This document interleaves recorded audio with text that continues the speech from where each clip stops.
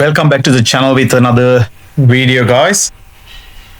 I'm going to perform a timing belt and the seals change on a 2004 Mazda Bongo engine, Bongo van engine. So this is 2-liter single cam F80 series engine, similar to Ford Econovan as well.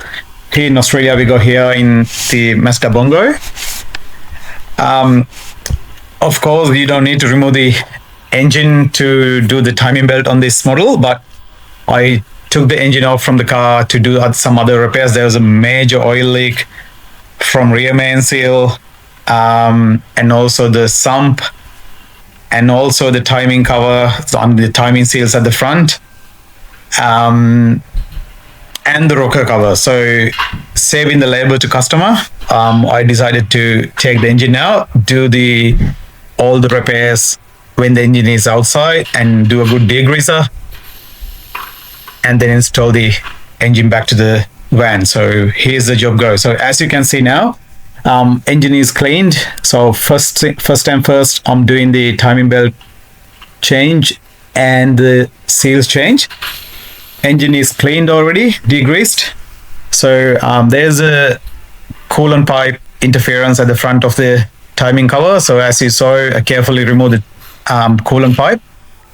Now I'm just removing the alternator bracket. It's holding with the 12mm bolt. It's a pretty simple timing belt procedure, the setup. You will see once I remove the covers, and I'll show you where the timing marks and stuff. That's the important thing. The other important thing is you don't need any special tools or anything. That's a fan, the cooling fan bracket. I just removed. Now, after that, there is another bracket that covers the front timing cover. That's the engine holding bracket. So I am removing the cover bolt now. So top cover is off. Next one is I'm just removing the crank bolt, not the bolt, all the 4 bolts. Then you can remove the crank pulley. As I mentioned earlier, you don't need any special tool to lock the crankshaft, some like other cars.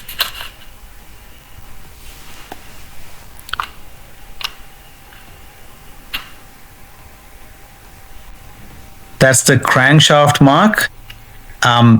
That's the camshaft marked with against the rocker cover. Just remove the tensioner, timing belt tensioner. It's spring loaded. Once you remove the center bolt, you can release the spring and you can remove the timing belt. That's the idler pulley.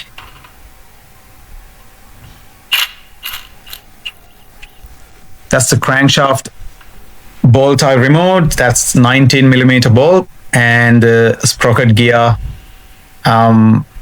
slide out. So luckily it wasn't seized. I've experienced a lot of sprocket gears were seized. If you can see that oil marks, that's where the oil leaks. The oil seals were they were not like rubber, like they were like plastic. So it's that's the reason why it was leaking. So as you can see, I pulled the seals out and any debris being removed. And prior to install the new seals, I'm going to give it a good clean. Take all the oil out and dust and grease.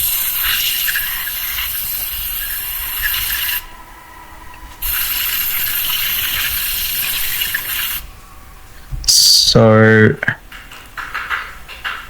now it's time to install new seals. Make sure there's no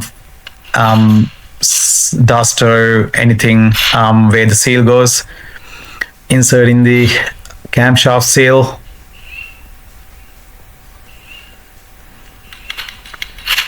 And I had a special tool to install the seal, which is matches to some of the Mitsubishi engines. That matches to this engine as well.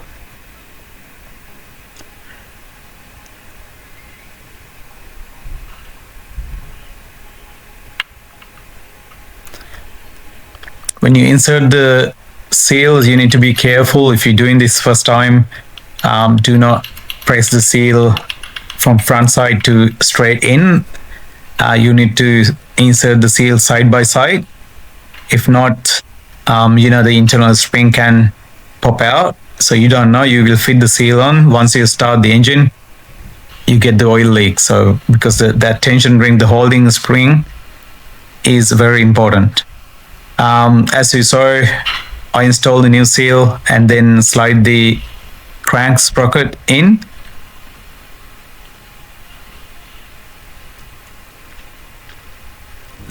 And I applied some little bit of thread Loctite into the crank bolt.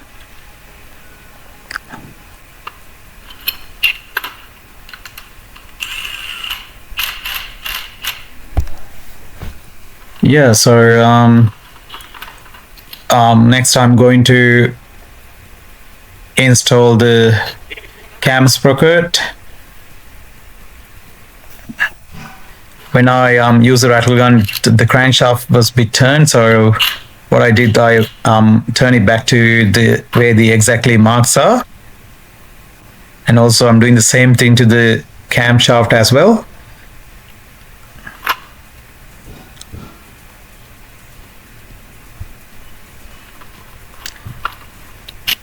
Yeah, I did not replace the water pump on this because the customer has mentioned the water pump being replaced not long ago. So there was no leak with in the water pump, so I did not replace the water pump. So as you see, I installed the new timing belt and aligning the timing mark properly, and then install the tensioner.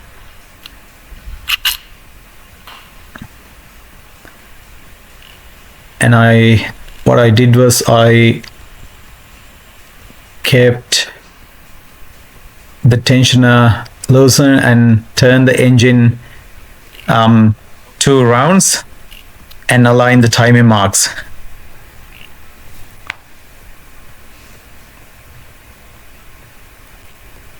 And making sure the timing marks was okay, and then torque all the tensioner and the idler pulley. That's the main things, guys. Pretty much the timing belt job is done. Just I cleaned all the covers and stuff, put them back together as I removed everything.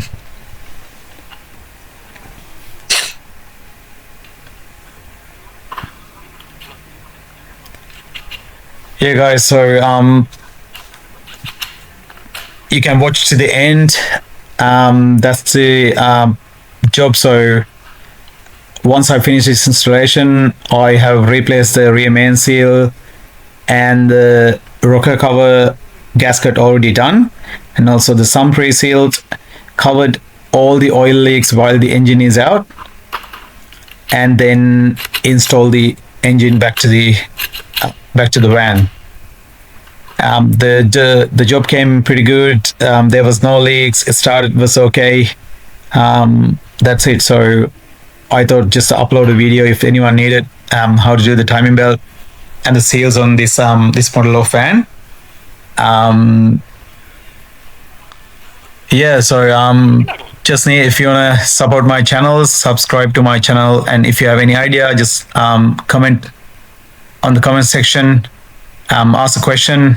I'll reply whenever I have time for these things. Like and share my videos. That's a big help to grow my channel. Thank you, guys.